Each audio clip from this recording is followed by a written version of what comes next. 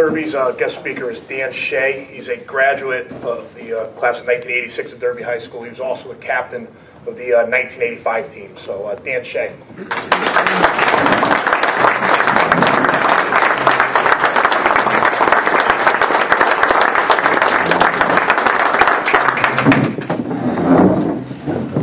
First, I want to thank the Rotary for having me today. This is a real special event, one that maybe someday you'll be invited back to speak. Seems like yesterday I was here as a player, and you know, like John said, you know, we had some good relationships with the Shelton players. We didn't hate the Shelton players. We actually were really good friends with them, and but stepped on the field and it was a little different then. I'd like to thank Coach French for inviting me. It's been a real privilege to be a part of Derby football for so long. As George said, I was captain of the 85 team, which we were Class S state champs. And this year I actually celebrated my 25th year as a Pop Warner coach in Derby. I coached 5 of the 8 seniors when they were probably, I don't know, 10. All right? So it's been a pleasure watching them grow up. And it's a real thrill for me because one of my favorite former players is sitting right here, Coach French.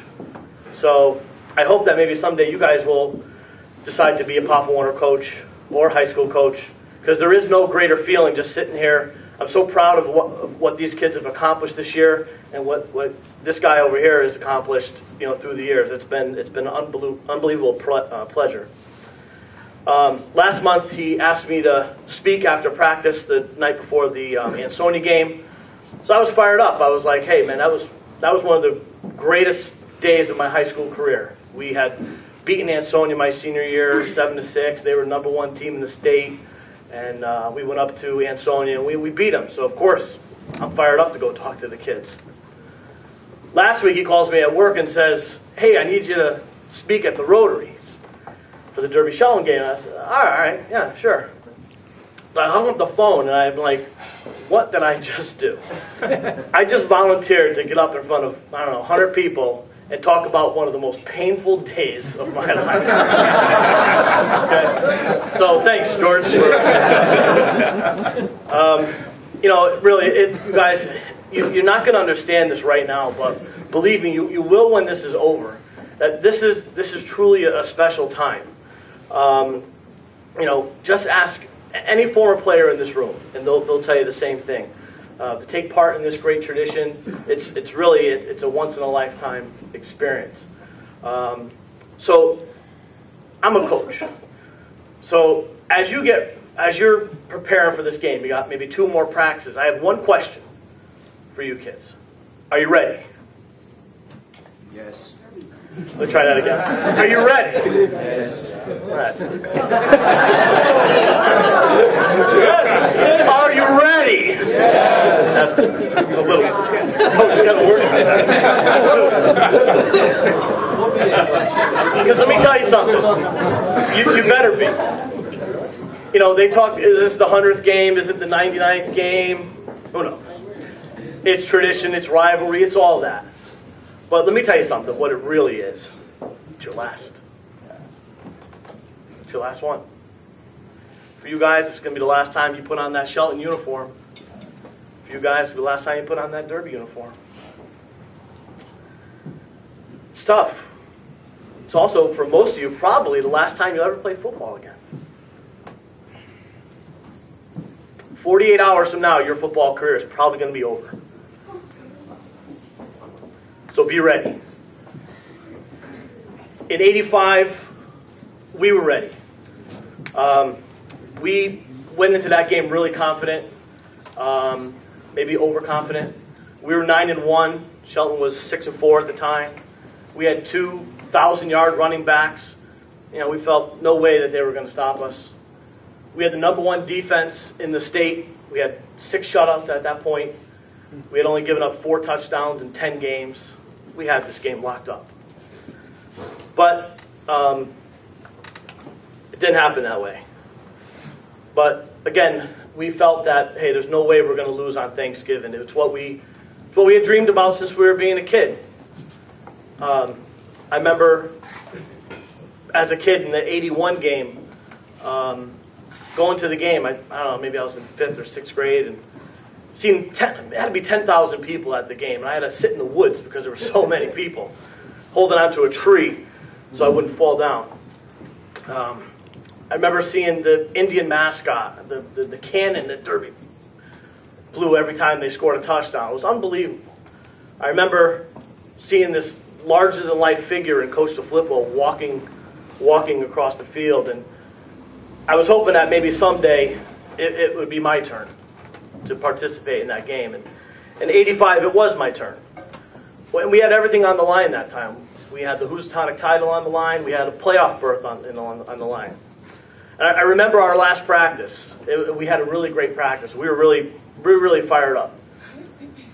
To get a little more fired up, I decided to go to the movies that night. Rocky IV was opening up that night. So I remember the crowd at the movies going crazy. Rocky, knocked out Drago, and people were standing up, cheering, screaming. It was unbelievable. I stood up and yelled, "We're going to kill Shelton tomorrow!" My girlfriend didn't speak to me the whole ride home. I went home, went to sleep. Took a long time to go to sleep, but I finally did, and I woke up the next morning to a phone call. It was Coach DeCenzo calling, saying that the game had been canceled because of rain, not wind. So I didn't get to even play on Thanksgiving. All right? But we had to wait till Saturday. So Saturday comes, and we're ready for the game. The game starts, and it was a war. It was like Ali Frazier. I mean, we were going at it. They didn't care. We were 9-1. They came to play, and it really was. It was a punishing game. Both teams wouldn't give in. No one would back down. And for us, like so many games, it came down to one play. We were up 7-0, and it was fourth quarter, and I think it was a second down play. At that point, I said we were up 7-0. Shelton only had 100 yards of offense the whole game, but they got 75 on one play. Shelton runs a counter trap. Mike Bucci takes off 75 yards for a touchdown. To make matters worse, the next day in the Evening Sentinel, there's a picture of Mike Bucci scoring the touchdown. And that guy right there chasing him is me. So I print this out yesterday, and my son goes, "Dad, that's you, right?" I said, "Yeah."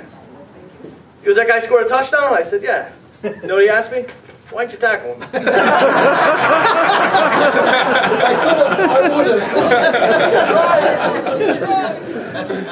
So, anyways, they score. It's 7-7. Now we're going overtime. So not only was 4 quarters enough, we got to keep on playing. We got the ball first, and we didn't get anywhere 3 plays. We tried to kick the field goal. We missed it. Shelton gets the ball. First down, we nailed Bucci in the backfield. 2-yard loss. Coach Riggio decides he's going for the win right then and there. He lines up for the field goal. Pat Kelly kicks the field goal. Shelton wins. So it was tough that day, walking off my field and seeing hundreds of Shelton people celebrating on my field. That moment has stuck with me forever.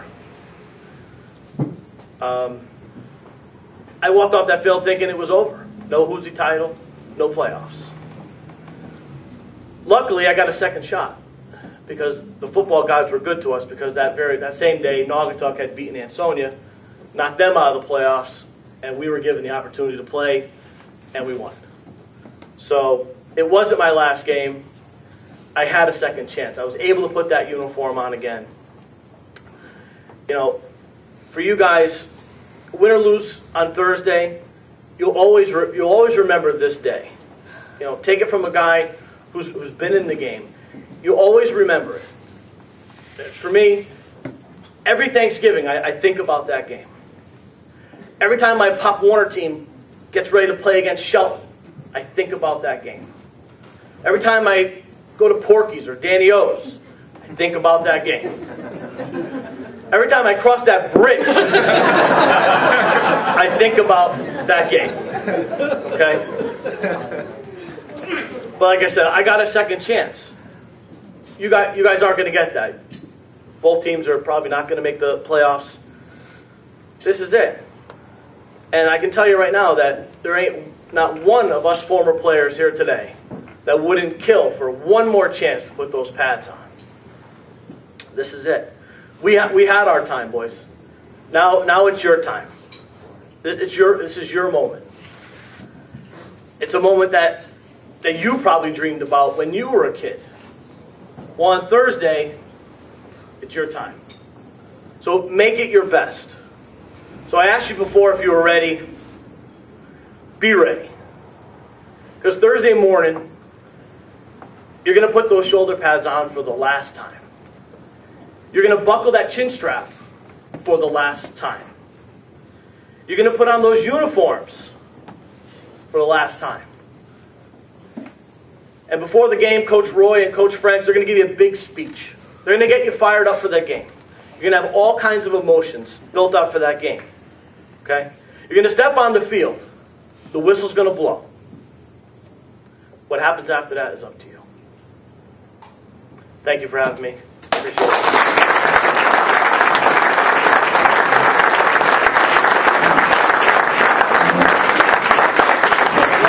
Thanks, Dan. I think you truly captured the spirit of the whole game and what it's all about.